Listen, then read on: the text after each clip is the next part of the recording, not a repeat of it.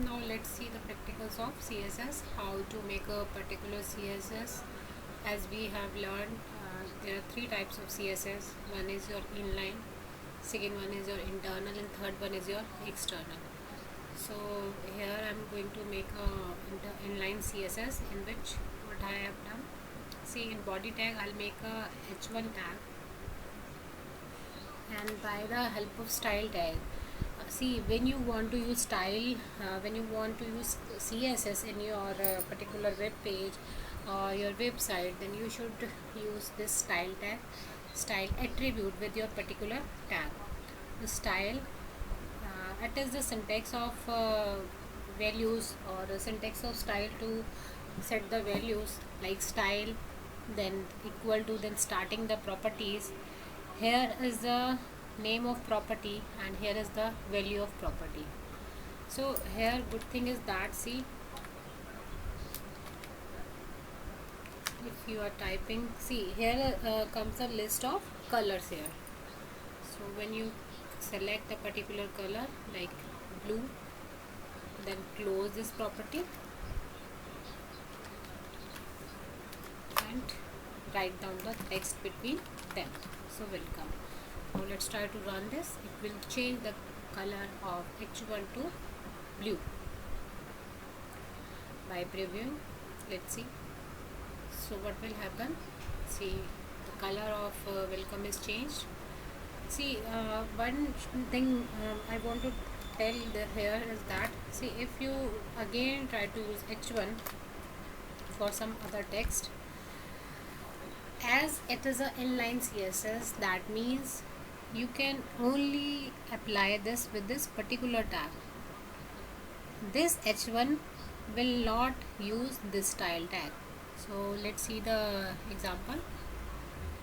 When I run this, simply see, when I use again h1, it will not apply this style to this h1. So it is the limitation of h1, or limitation of inline CSS. Why? As it is only applicable to the particular tag where it is defined.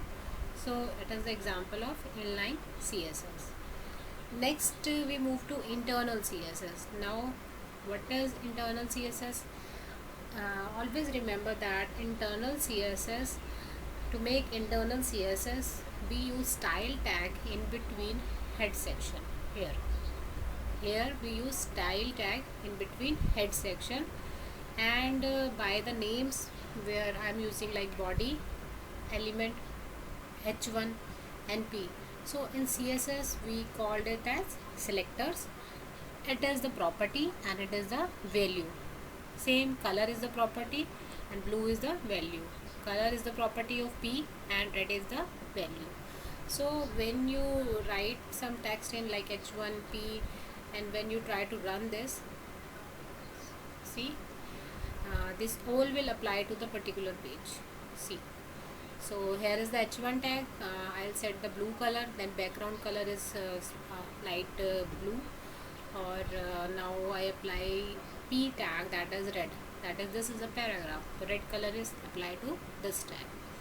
Now the advantage of internal CSS over inline is that, now as many as paragraphs you want to add in this, it will apply the style sheet that we have defined in this.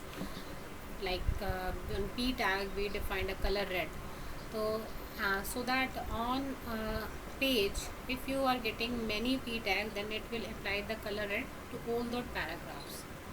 Okay, let's see. So this is the advantage of inline over, this is the advantage of internal CSS over inline. So now the main one is their external CSS. And in our websites, when we make our website, when we make our web page, we use always external CSS. Why? As, see, if you want to make changes in future, if you want to make changes, then you should make changes in every page. If you have 10 pages, if you are making a internal web CSS or inline CSS, but If you are using external CSS, then you should only need to change the external CSS file. No need to change the whole file, just make changes in your external CSS file and all changes will apply to your web page. You will always prefer to use external CSS. Let's see the example of external CSS. So I am using a external CSS file here, and let's see, let's use the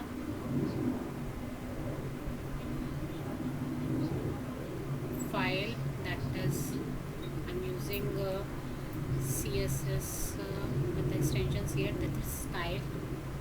So here is the file. So here is the external web page file and here is the external CSS file. In external CSS, see, I am declaring same way as we have done in the internal part, but the difference is that now we have make a different file with the name .css, and if you want to make changes in future, then just change this file. The changes automatically apply to this file. So one new thing about external CSS file is that how to use this particular external CSS in our web page. So here is the external CSS and here I am using this particular external CSS. Let's see how it is used. With the help of link tag, always remember, when you want to use external CSS, it will this tag will always be used in the head part. So here I am using link tag. rel define the type of the file, that is style sheet, and href is the name of that file. That is, the name of my file is style.css. So just write style.css and try to run it.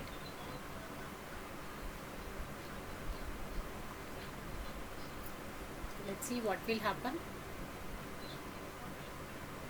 So same thing will apply. The color is powder blue and h1 is blue. Okay, so a whole thing will apply on this particular thing. Okay, style.css is the name of file which is using here. So on body tag I am mentioning the color. Again I am using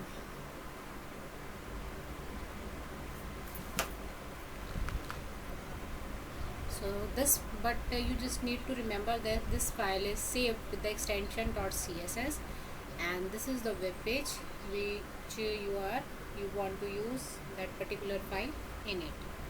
So see, here are some simple examples of using a CSS by inline, by internal or external way.